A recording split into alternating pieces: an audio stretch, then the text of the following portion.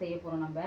அதுக்கு வந்து ஒரு குட்டி டம்ளரில் வந்து ஃபஸ்ட் டைம் நான் செய்ய போகிறேன். யூடியூப்பை பார்த்து, என்னோடய ரெசிபி கிடையாது, ஃபஸ்ட் டைம் செய்ய போகிறேன். அதனால் நம்ம ட்ரை பண்ணி பார்ப்போம். இது வந்து கொஞ்சம் வாசம் வர வரைக்கும் நல்லா வறுத்துக்கலாம்.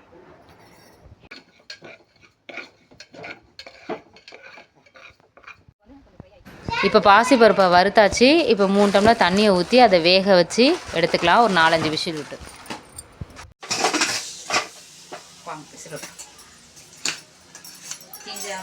எத்தனை விசில்? இப்போ பாசிப்பருப்பு வந்து நல்லா வெந்துருச்சு.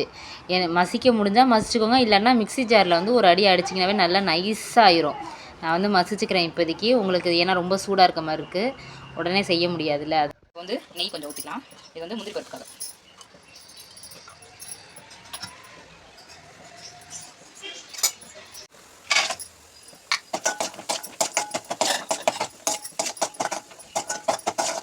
வந்து கொஞ்சோண்டு கோதுமை மாவு அந்த நெய்யிலே வறுத்துடலாம்.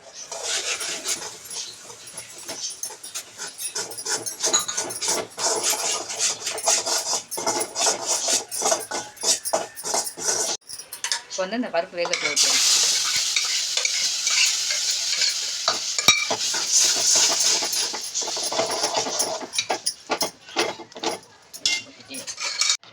இப்போ எனக்கு ரொம்ப கெட்டியாக இருக்க மாதிரி இருக்குது, கிண்ட முடியல. அதனால நான் என்ன பண்ணேன், கொஞ்சோண்டு தண்ணி ஊற்றிக்கிட்டேன்.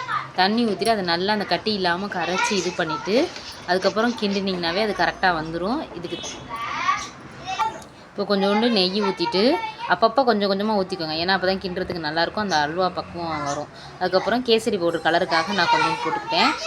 அதுக்கப்புறம் இப்போ சக்கரை இதில் 1 டம்ளர் ஆட் பண்ணிக்கேன். பத்தாது, ஒரு 1/2 டம்ளர் எக்ஸ்ட்ரா ஆட் பண்ணிக்கிட்டேன்.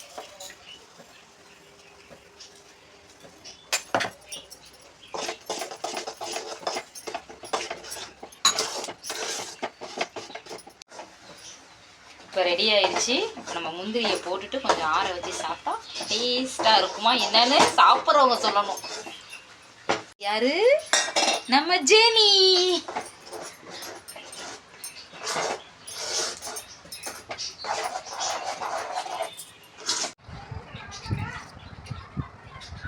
பார்க்க நல்லா இருக்கு.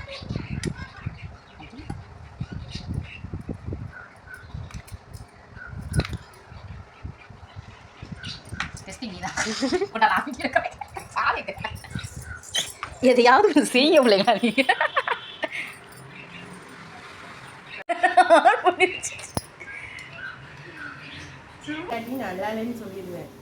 சரி, உண்மையை சொன்னா போதும்.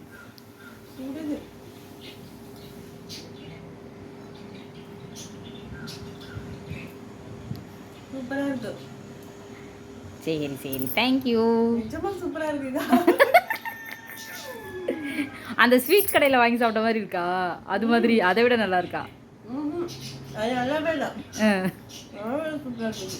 ஓகே.